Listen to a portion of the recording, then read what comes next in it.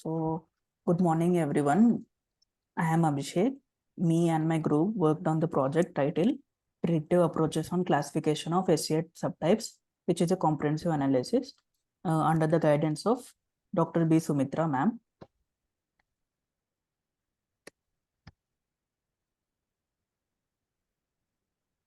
These are the table of contents. So, our main aim is to develop and assess predictive models for classifying SCA subtypes. For optimizing feature selection and comparing model effectiveness to aid its accurate diagnosis for the treatments. And our objectives are to build a disease data set of spinocerebellar ataxia based on available evidence, to understand and develop an ML algorithm, and to train the ML algorithm and to test it, and doing a comprehensive and comparative analysis of the algorithms.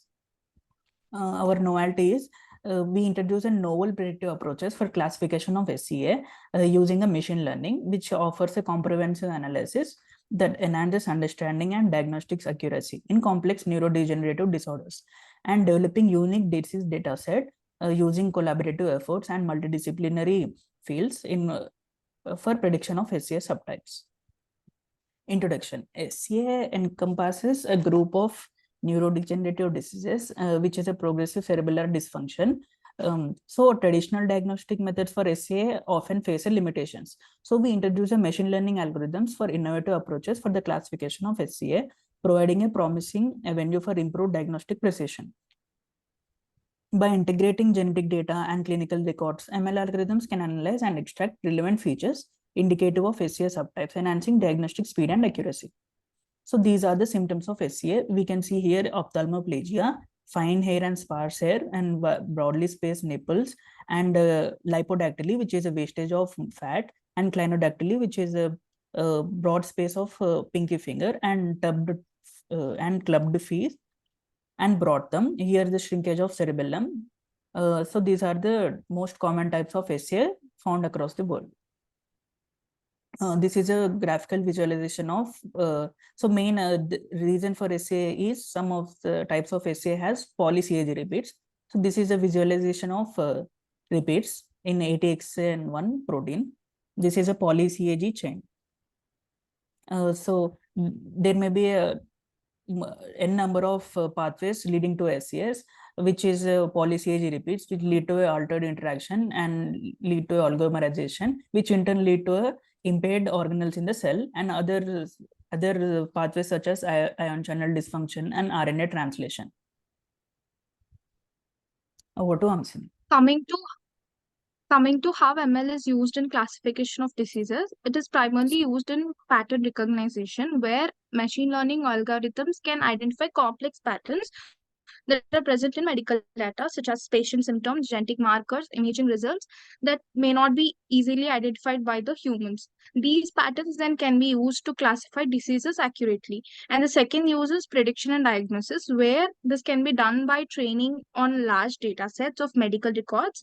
These machine learning models can learn to predict the likelihood of a patient having a particular disease based on their symptoms and also the medical history. This helps in early diagnosis. ML is also used in automated image analysis in the fields like radiology and pathology, where machine learning algorithms can analyze medical images to detect some abnormalities and also the markers of the disease. This assists clinicians in diagnosis and also the treatment planning. ML is also used in drug discovery and development, where these techniques can analyze biological data to identify the potential drug targets, predict drug efficacy, and also optimize the treatment process, thereby accelerating the drug discovery and development process. Coming to workflow, the first step is dataset preparation, then data preprocessing, applying the suitable machine learning algorithm, and then perform analysis and also the obtaining results. To be brief about methodology, it involves dataset preparation, where data is gathered from different sources like OMIM, NCBI, PubMed, and also we prepared a novel disease dataset with features such as types of SCA, locus of mutated gene, gene mutated and type of mutation, protein affected by these mutated genes, neuropathology, and also the clinical symptoms.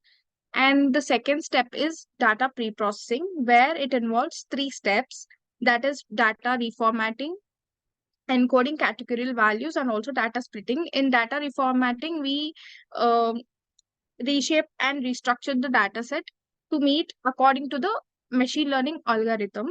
And we performed the reformatting 3 times for linear regression and 5 times for random forest. And second is encoding categorical values, where these identified categorical variables are converted into numerical format using one hot encoding and also label encoding. Data splitting, we splitted the data set into 70% training data and 30% testing data. Then coming to methodology for linear regression, as Hamsini said, we created a data set that we gave as input, and then we pre-processed that data so that it could be sufficiently predicted. We imported the data and cleaned it, and then encoded the categorical values so that it is understandable by the machine learning algorithm. Then we split the data into training and testing sets. And finally, we gave it into the algorithm that we built. So the algorithm then processes that data and it analyzes it, and it can then finally give output as the predicted subtype or disease. This is the code that we wrote for the linear regression algorithm. The first slide includes all the importing the data and checking whether it is imported properly. Then we did pre-processing of data where all the unnecessary values were removed, and it was made suitable so that it could be entered into the machine learning algorithm. Finally, we encoded the data and we split and trained the data into training and testing sets in 70:30 ratio. And finally, we performed the logistic regression. Next, coming to methodology for random forest algorithm. It is similar to linear regression, but it has some extra steps, such as the dataset preparation, pre-processing, and encoding data is similar, but extra steps are bootstrapping and hyperparameter tuning in this. So, next. We imported the data and we started pre-processing. Then we reformatted the data to a uniform format so that it would be understandable by the random forest algorithm. Finally, we did encoding, and then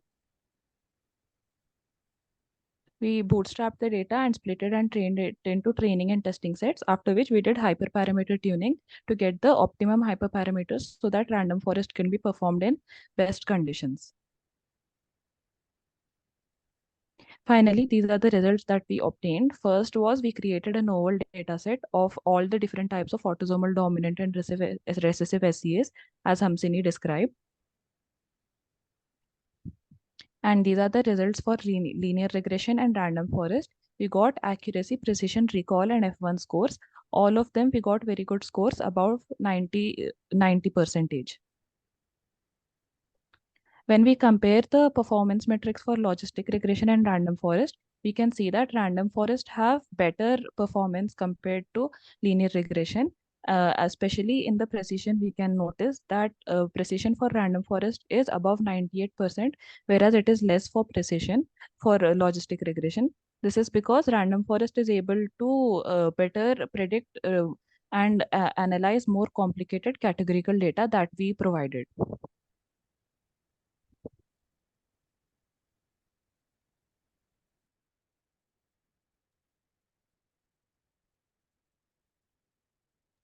Over to Abhishek. So coming to the future prospects, we have a web application for physicians where we develop a user-friendly webs so that we allow physician to input data and receive predictions for SCA subtypes. And there are expansion to other neurodegenerative diseases and patient stratification with further genetic testing, where machine learning models could be used to stratify patients based on their predictive disease subtypes for further genetic testing. And continuous model improvement, where continuously updating and improve the models for new data and advancements in machine learning techniques, which could further enhance their accuracy and reliability over time.